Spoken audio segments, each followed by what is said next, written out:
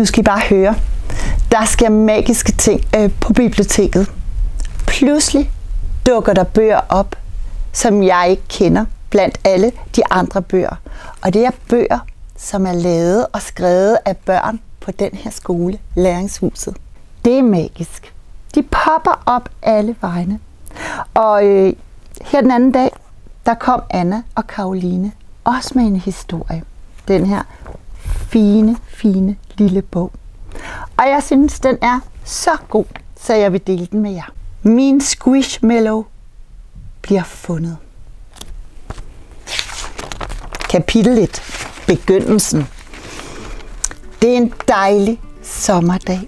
Anna og Christina er ude at gå en tur. De havde hørt, at der var 2 Squishmallow, der var blevet væk, og en, der var død. De besluttede sig for at lede efter de 2, der var levende. Pludselig så de noget, der bevægede sig i græsset. De kunne ikke se, hvad det var, men pludselig sagde Anna, det der er Squishmallowerne. De gik nærmere og nærmere og prøvede at få et blik på dem.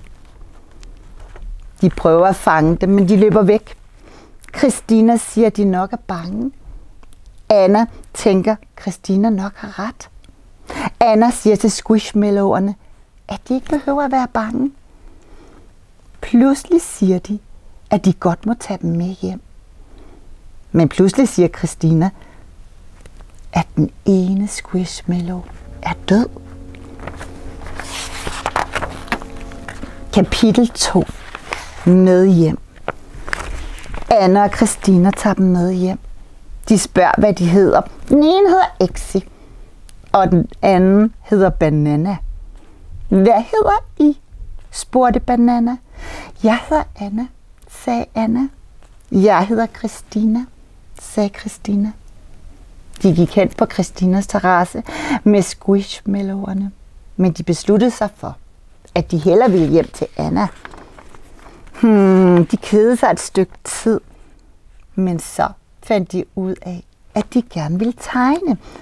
Derfor begyndte de at tegne. De tegnede en pige, der stod under nogle tordenskyer.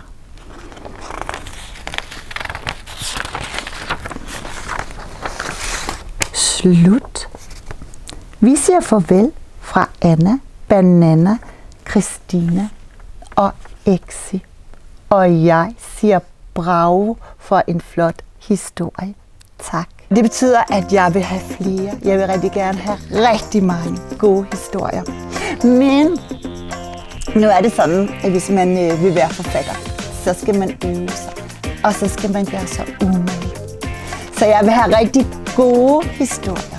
Og man må godt lave dem om, når man har snakket med mig. Og hvis de bliver rigtig gode, så vil jeg simpelthen sidde og læse dem højt her. Fordi gode historier, de skal ikke gemmes væk. De skal deles. Så skriv løs.